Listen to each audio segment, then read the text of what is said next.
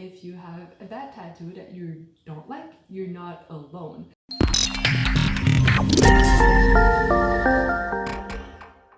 Hi everyone! So if you don't know us, I'm Madelaine and Kate, the owner of Sparkle Lifestyle and Mini Spa. Hi, I'm Kate. I'm the medical esthetician here at Sparkle. Yeah, there's a lot of reasons why people might want to get their tattoo removed or just don't like their tattoo. There's plenty of reasons, actually. It could be poorly done. You could have gotten it when you were really young and it was funny then, but it's not so funny now. You might have had like a big change in careers and they're visible, you want them gone. Or even sometimes the tattoo experience, which is like a big deal for a lot of people. If the tattoo artist you got your tattoo from like ruins your experience for you, if he or she is like not nice, is what I'll say, it can actually hold meaning for you when you look at your tattoos and be like, man, that guy was a jerk, and now you hate looking at it. Just the placement of it. Maybe you wanted it like closer to your hand and it's farther back. Exactly. It might not be where you wanted it. It might not be exactly what you wanted. Lines got crossed, expressions didn't get across, and it's not what you were looking for. It's not what you wanted. So there's a lot of reasons why people are unhappy living with what they have. And if you had that bad experience, you're not alone. We get like tons of clients that comes here all the time, and it's just not meaningful anymore. They don't like it. Exactly. And or like you're going through a divorce and you have a tattoo with your ex-husband, something. It's just bad reminders. Yeah. So there's so many reasons why you would want to get rid of a tattoo or just fix it up, basically. I've had tattoos covered up, tattoos removed. I mean, we've all been there. Yeah. Oh, you have a tattoo that you're like, I want to get womp rid womp. of it. Man, want to get rid of it. But you decided that you're doing something about it. Yeah, you've made the decision. I'm going for it. We're going to do something. So what's the first step that everyone does when you have a question you wonder? Google. You Google. Everybody Googles it. Yeah. Yeah. And what can you find on Google for? Oh my God. Okay. So there are a lot of options you can find on Google. A lot of options which are not the best options. So whenever you Google anything like nails, hair, tattoos, whatever, you're going to get the best and the worst. You're going to get every option out there. And then like how do you surf your way through what's good and what's bad. You're going to see some options that you should definitely not go for. So first one, Google, I'm sure you'll find tattoo removal cream. No, a giant no. It doesn't work, and some of them contain like harsh acids that can cause like hyperpigmentation, basically burning your skin, gonna cause scarring, like giant no. If anybody says, I have a magic cream that's gonna get rid of your tattoo, like giant lie. Yeah. Giant lie. False advertising, not gonna work. Just not gonna work. The second one that you might see is actually tattoo removal injection. I don't know if you heard about that.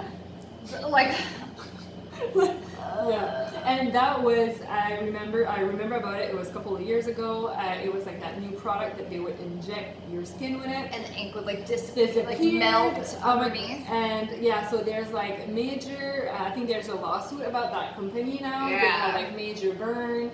Another dangerous. Danger. Yeah, just like, seriously, just go tattoo removal injection go wrong on Google and find it. That was so cool. That's another not so much. Surgery.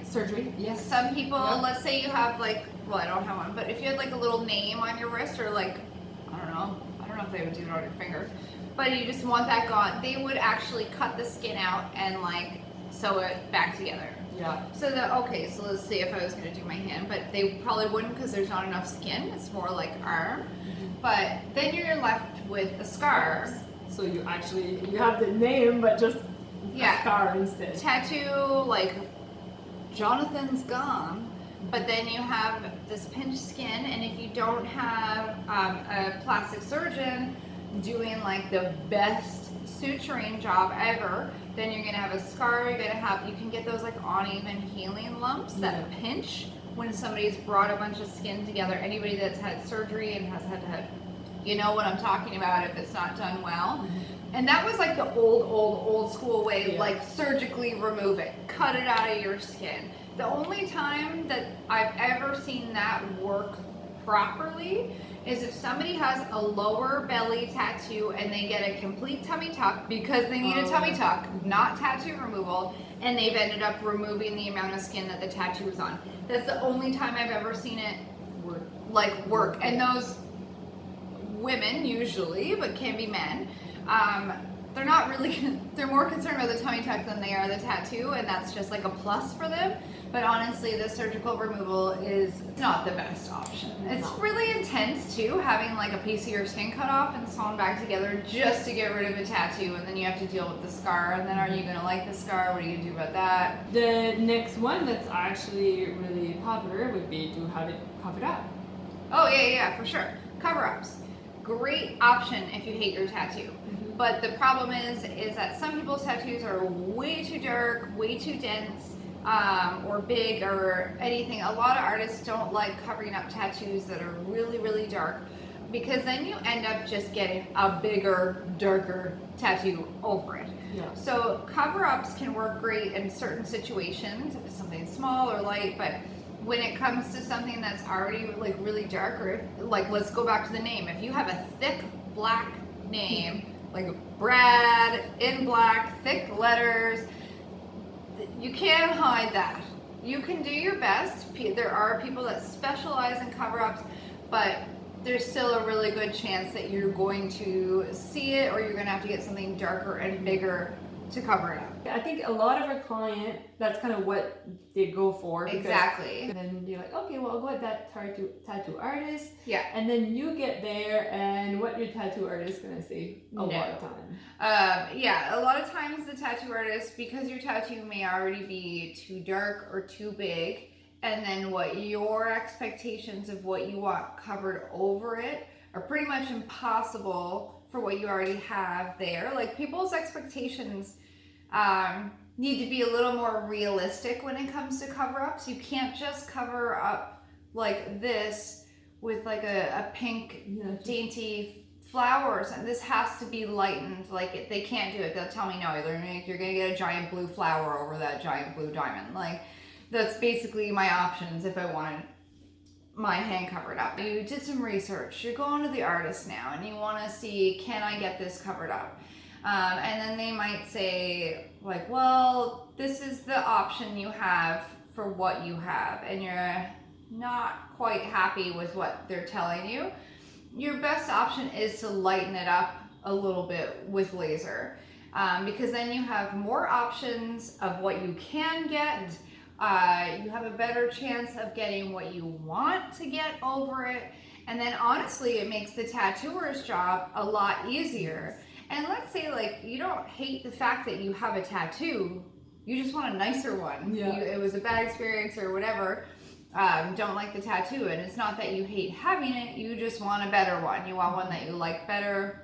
To make that easier on the tattoo artist, to make it possible for you to get the tattoo that you want, there is like, you're gonna need to lighten it a little bit, and that's the case for a lot of people. Unless your tattoo is like insanely old and faded and small, like you're looking at getting a lightening, and it can just be a couple sessions. Like, depends on the person, Type of equipment. Yeah, type of equipment they use, the tattoo artist that did it, how old is it, how many colors are in it, tons of variables. But when you're looking at just getting a lightening for the tattoo, you need way less sessions to make that successful than you do for a complete removal. And probably your tattoo artist will recommend laser. Yeah, tattoo, for sure. Because that's kind of the gold standard when it comes to remove a tattoo. So lasers, you have to research what kind of laser the technician or the medi spa is using before you go there.